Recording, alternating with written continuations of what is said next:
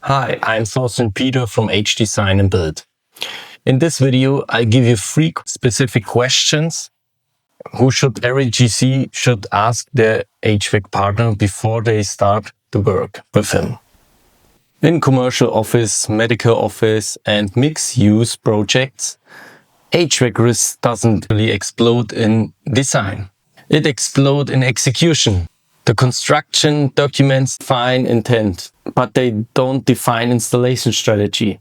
And the gap between CDs and shop drawings is where RFIs, coordination conflicts and change orders are born. So here are the 3 questions you should be asking your HVAC partner during the bid leveling. Not after award, during bid leveling. So here's the question 1. How are you improving the design quality before construction starts? Most HVAC bids assume the CDs are build ready. They rarely are. A serious HVAC partner should be able to tell you where duct routing lacks vertical clearance, where mechanical room access is undersized, where shaft space is unrealistic, where equipment selection create service conflicts. If they are not identified design risk during bid, it means they are planning to solve it with RFIs later. In medical office projects, especially, ventilation rates, relationships and equipment access tolerance can create downstream compliance issues if not vended early. You want a partner who types the documents before mobilization. So here's the question 2. Where do you see execution bottlenecks or coordination conflicts? Ask them, where will coordination break down first? Above ceiling congestions, structural beam conflicts, fire sprinkler main alignment, electrical busyway conflicts. If your HVAC partner has no option here, they haven't mentally walked the building. A strong partner will identify early BIM coordination requirements, riser sequencing strategy, long lead equipment releasing timing. Especially in tenant improvement work, ceiling plenum space is tight. Wait on other trades to resolve clashes costs weeks. If your HVAC partner proposes sequencing, adjustments or layout refinements early, that's get you insurance. So we start with question 3. Are there system alternatives that reduce risk? This is not about value engineering for cheaper equipment. It's about implementation risk.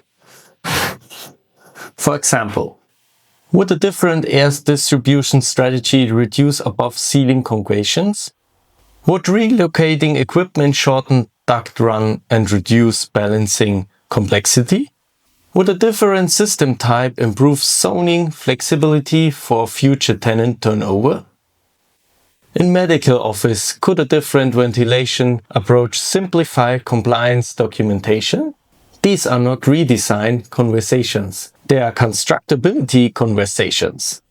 A strong HVAC partner should understand system-level implications, not just install what's drawn. Here's the reality. Most HVAC contractors bid to scope. Few bid to execution strategy. The breakdown happens because engineering defines performance. Construction demands sequencing. If no one bridged the gap early, the GC absorbs the friction through RFIs, schedule compressions and change orders. That's the risk layer you are managing. When you ask these 3 questions during the bid phase, you shift the relationship. You are not longer comparing price only. You are evaluating design validation, capability, coordination foresight, system-level thinking. That's what reduces change orders. Not perfect drawings, not perfect constructors. execution planning. Before you award HVAC on your next office or medical office project, ask 1. How are you translate the design for construction? 2. Where will the coordination fall first and how do we prevent it?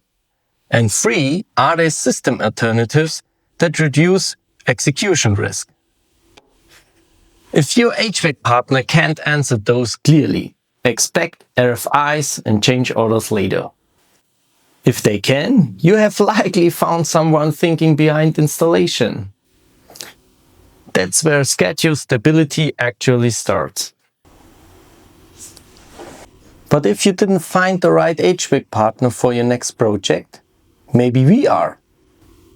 Let a comment below or email or text me and we will contact you and we will find it out.